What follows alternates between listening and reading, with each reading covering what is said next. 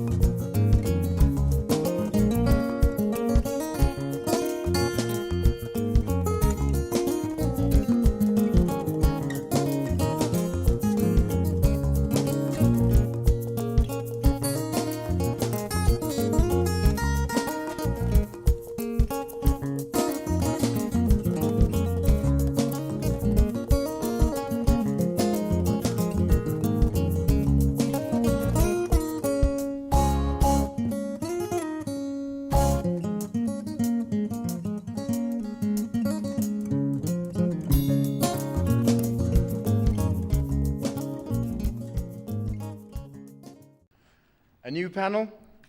The brains behind eLimu is Ms. Nivi Mukherjee, to my immediate left, a CEO at 28 and also the head of Maisha ni Matamu, a social project that works with underprivileged children. Next to that, next to Nivi, we have Bahati Ghislain, who works with refugees looking for their families using a tracing tool, who is himself a refugee, having fled his home country of Congo in the year 2008. Next to Bahati Ghislain is Ms. Briet. Anna is the East Africa project manager at Refugees United, who have developed a family tracing tool used by Ghislain, enabling refugees themselves to carry out searches for missing loved ones, either via the web or a mobile phone service. Margaret Kositany is the Sustainability and Corporate Responsibility Director for Ericsson Africa, who support the initiative Connect to Learn. Margaret, I'm going to let you take off from there. Welcome to everyone. Okay. All of us, one way or another, we work in organizations where the core business is connecting communities through technology. So to start off this discussion, Nivi, tell us more about eLimu. I think it's an interesting concept, but just tell us more. What is it? What inspired you to develop it? What inspired me to develop it was sitting in on a classroom in your typical Kenyan primary school, and I was appalled with the way children were learning. A teacher was standing in front of a class. They were sitting on, wooden benches. And she said, today I'm going to teach you about fertilization. And she wrote the word fertilization up on the board. And then she wrote the word seed underneath. And she said, now class, when you see the word fertilization in a question, you look for this word in the multiple choice answers. And that was the extent of the lesson. And I thought that was appalling. How interesting and engaging and interactive that class could have been.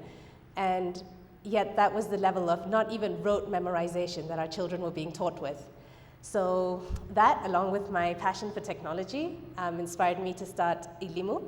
And what we basically do is take content from a curriculum, we put it on these low-cost tablets, but instead of just presenting it as a textbook that's often written for a much higher grade than the children it's supposed to be written for, we add animations and games and songs and videos and music and things that make learning actually learning. And when you are truly learning something, you're having fun. And when it comes to connecting communities, we decided, all right, we've got this app, it's got educational content on it, but what else? There are other things we need to be teaching our children, there are other lessons we need to be imparting to them. And So we've got this entire curriculum called extended learning, and we include content about environmental conservation, about social justice, about human rights, about personal financial literacy, and telling children in a contextualized and localized way what's happening in the world around them, why they should care, and what they can do to change it. So it's been amazing to see children and see like the look in their eye and how amazed they are at their first and initial interaction with technology, and then trying to sustain that with content that keeps them engaged, whether it's about the Olympics and what it takes to break a new record, a world record, or whether an election is coming up, or the government is thinking about a new constitution. What does that mean to a kid? And how many schools have you rolled it out in? We have piloted in 2 schools in Kawangware, a slum in Nairobi, and also a library in Kibera. Okay, that's very interesting. We have a similar initiative. I work for Ericsson, and we have a similar initiative called Connect to Learn.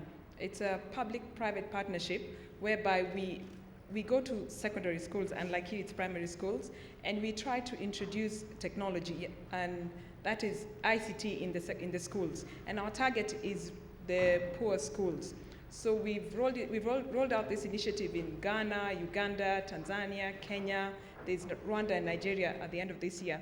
And what we do, we actually go to these schools and we give the children laptops, and we provide internet connectivity together with our partners who are the mobile operators, and we train the teachers, we train the students. And it's amazing, some of the schools that we go to, you can imagine they've been taught they know what a computer is. They're taught the theory. They've never really seen. So when you give a kid a laptop, they're so impressed.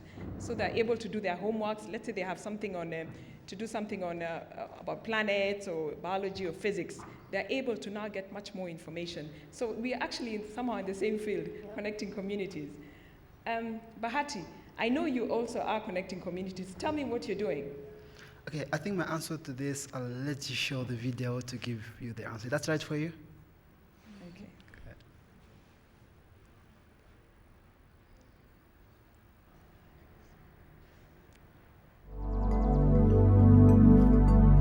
My name is Bahati. I'm from Congo. I work for Refugee United.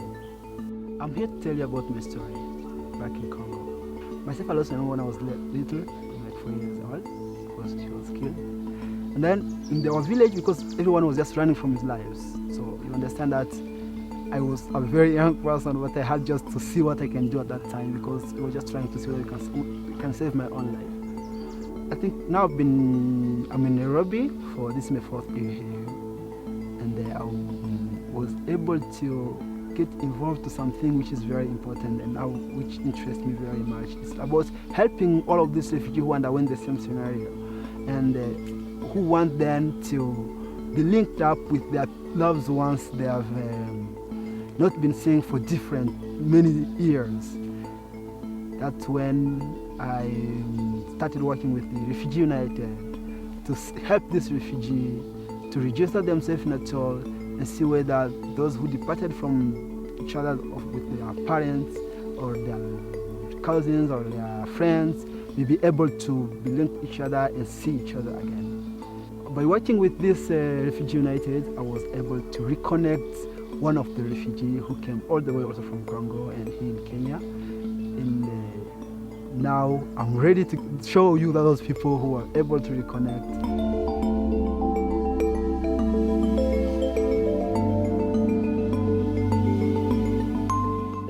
Their sisters, like you can see them here, and now they were living the different side of Nairobi. No one did not know that the one is here. The one was thinking the one have died or not, or like that. But now I've helped them due to the tools they were able to meet, and even physically you can see it here. They're the people who almost, when I see them, I just feel proud. Sinabyibuse neza kubera byari ibintu byari byamaze kundenga umutwe.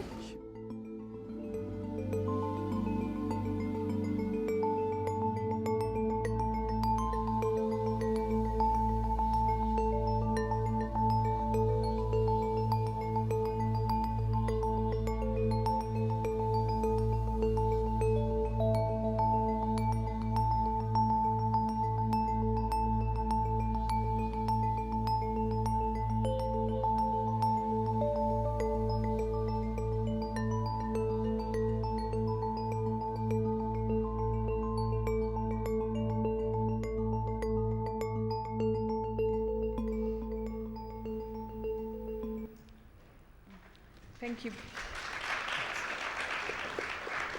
Thank you, Bahati. And most of you who are from Kenya, if you remember last year, we actually launched the service Refugees United together with Safaricom, UNHCR, and Refugees United. So I'll get Brian Anna, to tell us more about how the application or how the service actually works and what were people doing before this tool came up. How are people reconnecting with their lost ones? Well, basically, we created an online platform accessible via the internet or mobile phone technology, WAP-enabled mobile phones, where refugees themselves can register and search for missing loved ones. And I think it's really the first sort of NGO of this type where the family tracing process is really placed directly in the hands of refugees themselves, so that they can search in an empowered manner. And actually be a part of the process rather than sort of historically according to the pen and paper registrations. So I think in terms of this, it's a very unique platform where refugees can register, refugees as well as internally displaced people can register with as little or as much information as they feel comfortable with. It's safe and secure. Everything is completely anonymous. So the data that you yourself submit online is possessed by you only. We do not share it with government entities or third parties. And people can update their profiles at any point in time. We often get a question in terms of how we compare or how we're different from Facebook. Yeah. And I think this is our biggest difference in the sense that any information that you submit on our platform, it's not owned by us. Whereas on Facebook, as soon as you post anything, you're not the owner of that content any longer. Yeah. Because we're dealing with refugees and a lot of them have sort of sensitive information. A lot of them still fear prosecution. Our platform is entirely protected and safe in this manner. We encourage people registering to register with as much information as possible, as this will increase the chances of finding their missing loved ones. But in instances where they feel uncomfortable doing this, we encourage them to register with nicknames that might be known to their family members, small identifiers, any type of information that might be useful in the searching process. And so far, we've had great feedback from the refugee community.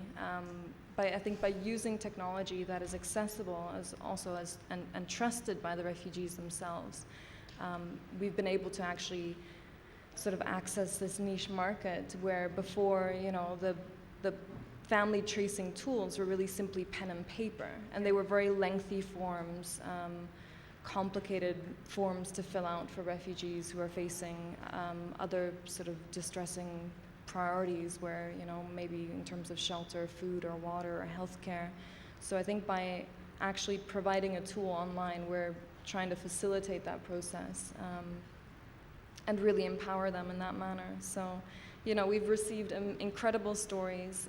Bahati himself, who's been working for us for a while now, has helped 7 different refugee families reconnect. This was only one of the stories that we've been able to share. We've had, it's a global platform, so we've had reconnections from Dadaab to Dubai, from Kenya to Canada. And these are incredible stories where, families are finally relieved from the psychological pains of not knowing where your daughter or your son or your father or your brother, your mother are. That reconnection means so much for these people. And how many people do you have on the platform? Currently, we have close to 200,000 people on the platform. So the more people register, the easier for somebody to find their loved ones. Yes. Okay. So we're definitely encouraging, and any people who are currently on our platform, word tends to travel fast. So as soon as somebody registers, they might enjoy sort of the user experience of the service that we're providing. So they might talk to their friends and say, I joined, you should try, it's quite cool, you can search yourself and all the names come up, Okay.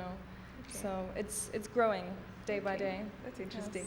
Yes. Okay, maybe what we could look at is what are some of these challenges that we are facing, maybe you could start with Nivi. What are the challenges that you're facing as you're trying to connect communities through your device or your project, eLimu? One of the challenges we're facing is actually getting out there. And we're being faced with a little bit of resistance, and we saw this in our pilot school initially, because it's an interesting time in human development right now, where we're seeing for the first time reverse learning, or like intergenerational learning, where the kids are picking these tablets up, and they're so fast with them. Their IT literacy is shooting through the roof, and the teachers are standing in the corner being like, wait a minute, what are you doing there? And so we got a little bit of resistance from our teachers first, and they were very not used to being in not the driver's seat and not knowing, and having to call a teacher and be like, what happens now, I'm stuck. So that was one of the challenges, but we've been monitoring our pilot schools, and what's interesting is the teachers have really loved and embraced like looking to a student. We have these like champions who naturally build up in every classroom. And the teachers love looking to them and saying to them, hey, what's going on now, and how do I get out of this? And they're enjoying learning from their students as well. And they're enjoying, logging in and seeing where their particular students are lagging behind and which subjects they need to revisit. And they're seeing, well, this is great. I thought I had covered the topic of the solar system pretty well, but it seems like my students aren't answering those questions well. So I need to go back and reintroduce that topic and teach it again. Okay. Bahati, what are some of the challenges you're facing as you go around trying to register more refugees, or more of your brothers and sisters? The life of refugees is different than the life of people normal. They're having other different challenges about how they underwent, and having time to go to the cyber, to try to search for themselves sometime. That's why the RU had tried to see the way of finding them in their houses and help them to register. That has helped us too much. The challenge is that's the capability of the refugee to be able to go and search for themselves, because they don't have that income to help them. Oh, to go and do this. Okay. And what about? I think sort of a bigger challenge that we face is accessibility, and that's not only in terms of sort of network coverage. I was living and working in Dadaab for 6 months, and I can tell you from experience the network there was very intermittent. So obviously this also affects the community that we're trying to assist. If they're trying to register on a mobile platform and the network is down, then there's very little that we can do beyond that. So I think obviously accessibility in terms of network coverage, but I also think accessibility in terms of cost. I realize that there are sort of not super smart mobile phones, but there are smart enough mobile phones out there at a lower cost, where you can actually do a lot from the mobile phones.